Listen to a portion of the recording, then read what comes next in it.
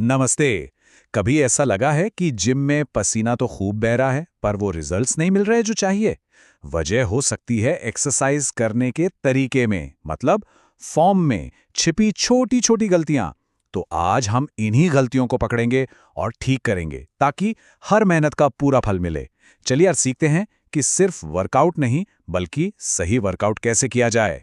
हाँ, ये सीन तो हम सबने देखा है जिम में, है ना? कोई भारी भरकम वजन उठा रहा है लेकिन मूवमेंट पूरा हो ही नहीं रहा। देखिए, आधा मूवमेंट मतलब आधा नतीजा। सच तो ये है कि फॉर्म में जरा सी भी गड़बड़ हो तो पूरी मेहनत बेकार जा सकती है।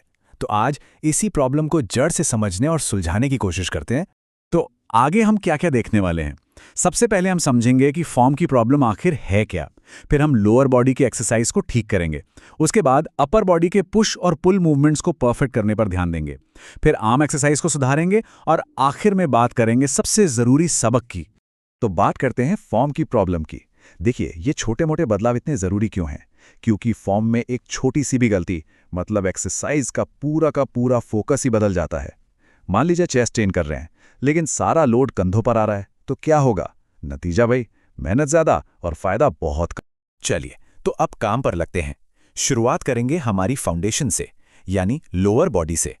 ये एक्सरसाइज हमारी ओवरऑल स्ट्रेंथ और स्टेबिलिटी के लिए, मतलब मजबूती और संतुलन के लिए सबसे जरूरी है। बात करते हैं लंजेस की। इसमें सबसे कॉमन गलती क्या होती है? पैरों को एक सीधी लाइन में रखना, जैसे कोई रस्सी पर चल रहा हो। इससे बैलेंस बनाना बहुत मुश्किल हो जाता है। इसका सही तरीका यह है कि पैरों को अपने हिप्स के ठीक नीचे थोड़ी दूरी पर रखें। इससे आपको मजबूत बेस मिलेगा। हमें एक्सरसाइज करनी है, सर्कस का करतब नहीं, है ना? अब जरा इस शेप को देखिए। जो ट्रायंगल या त्रिकोण वाला शेप है वो गलत है। इसमें पैर बहुत पास हैं और घुटना पंजे से आगे जा रहा है। ये सीधा सीधा घुटनों के जॉइंट पर जबरदस्त प्रेशर डालता है। अब दूसरी तरफ सही रेक्टेंगल या आयत वाला शेप देखिए। इसमें आगे वाला घुटना पंजे के पीछे है। ये न सिर्फ घुटनों को बचाता है, बल्कि ये पक्का करता है कि सारा काम आपके ग्लूट्स और क्वाड्स ही करे। और हाँ, लंजेस के बारे में एक और जरूरी बात। जब नीचे जा रहे हों तो एकदम कंट्रोल के साथ। पिछला घुटना जमीन से टकराना नहीं चाहिए। अगर वो जोर से जमीन पर लगता है तो चोट का खतरा तो है ही, साथ ही मसल्स पर से सारा टेंशन भी खत्म हो जाता है। और हमें टेंशन बनाए रखना है। ठीक है, लोअर बॉडी हो गई। अब बारी है अपर बॉडी की, और इसमें हम सबसे पहले देखेंगे पुश मूवमेंट्स, मतलब वो एक्सरसाइज जो हमारी चेस्ट और ट्राइसेप्स को बनाती हैं। तो बात करते हैं डिप्स की। ये चेस्ट और ट्राइसेप्स के लिए कमाल की एक्सरसाइज है। पर एक मिनट, हम बात कर रहे हैं पैरेलल बार्स वाली डिप्स की, बेंच डिप्स की नहीं। बेंच डिप्स में हाथ पीछे होते हैं, जो शोल्डर जॉइंट के लिए बहुत ही अननेचुरल और खतरनाक पोजीशन है। पैरेलल बार्स पर आपकी बॉडी एक सेफ और नेचुरल तरीके से मूव करती है। डिप्स में अक्सर 4 गलतियां देखने को मिलती हैं। पहली, आधे रैप्स लगाना, मतलब पूरा नीचे नहीं जाना। दूसरी, इसका उल्टा, जरूरत से ज्यादा नीचे जाना, जिससे कंधे खतरे में पड़ जाते हैं। तीसरी, कोहनियों को बहुत ज्यादा बाहर की तरफ फैलाना। और चौथी, बॉडी को एकदम सीधा रखना। याद रखिए, अगर चेस्ट को टारगेट करना है तो बॉडी को हल्का सा आगे की तरफ झुका कर रखना होगा। अब आते हैं चेस्ट प्रेस पर। चाहे डंबल यूज करें या बारबेल, सबसे जरूरी चीज है आपकी कोहनियों का एंगल। अगर कोहनियां 90 डिग्री पर, यानी कंधों की सीध में फैली हुई हैं, तो ये आपके शोल्डर जॉइंट्स के लिए अच्छा नहीं है। और अगर उन्हें बहुत ज्यादा शरीर के पास रखते हैं तो फिर ये चेस्ट की जगह ट्राइसेप्स की एक्सरसाइज बन जाती है। तो फिर सही एंगल क्या है? वो मैजिकल नंबर है 75 डिग्रीज। अपने आर्म्स और बॉडी के बीच लगभग 75 डिग्री का एंगल मेंटेन करें। यही वो स्वीट स्पॉट है जहां चेस्ट पर मैक्सिमम असर होता है और चोट का खतरा भी कम हो जाता है। अगली एक्सरसाइज है केबल फ्लाइज। इसमें रेंज ऑफ मोशन, यानी मूवमेंट कितना करना है, ये बहुत मायने रखता है। सबसे बड़ी गलती होती है हाथों को बहुत ज्यादा पीछे ले जाना। इससे शोल्डर के हाइपर एक्सटेंशन का खतरा रहता है। तो कहाँ रुकना है? बस तब तक पीछे जाएं जब तक आपके हाथ आपकी चेस्ट की लाइन में ना आ जाएं, इससे ज्यादा नहीं। इसे करने का सही तरीका फील करने के लिए एक बढ़िया ट्रिक है।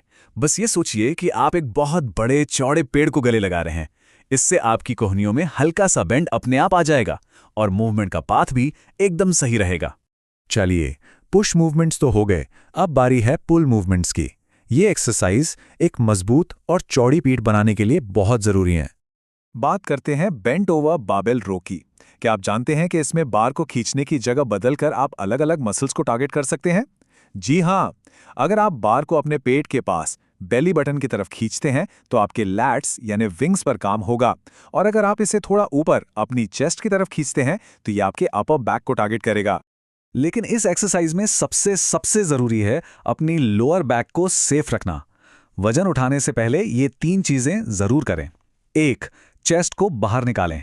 2. अपने शोल्डर ब्लेड्स को पीछे की तरफ खींचकर एक साथ लाएं। और 3. हिप्स को थोड़ा बाहर निकालें। ये पोस्चर आपकी रीढ़ की हड्डी को एकदम सीधा और सुरक्षित रखेगा। अब आते हैं लैट पुल डाउन पर। इसमें जो सबसे बड़ी गलती होती है वो है मोमेंटम का इस्तेमाल, मतलब पूरी बॉडी को झुलाना। ऐसा करने से बचें। इसका सही तरीका है बार के ठीक नीचे बैठें, चेस्ट को ऊपर रखें और फिर अपनी बैक की मसल्स का इस्तेमाल करके कंट्रोल के साथ बार को नीचे लाएं। ठीक है, तो अब हम आ गए हैं अपने आखिरी सेक्शन पर।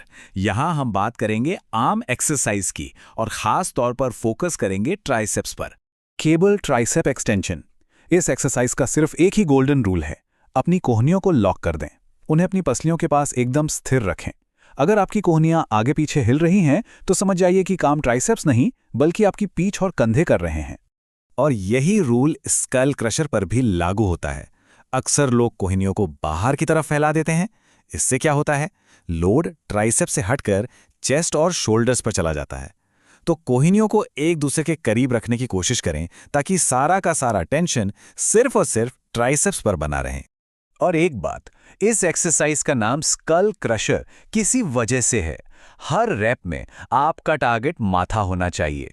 अगर आप बार को सिर के बहुत पीछे ले जाते हैं तो फिर से मोमेंटम और लैट्स मसल्स काम में आ जाते हैं और एक्सरसाइज का जो असली मकसद है वो पूरा नहीं होता।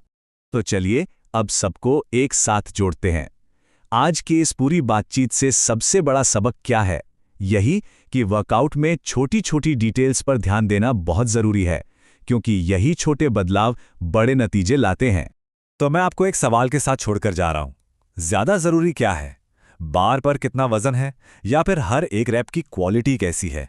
हमेशा याद रखिए, सही फॉर्म सिर्फ चोट से बचाने के लिए नहीं है। सही फॉर्म ही वो चीज है जो आपको बेस्ट रिजल्ट्स देगी। तो स्मार्ट ट्रेनिंग करें, सिर्फ हार्ड ट्रेनिंग नहीं।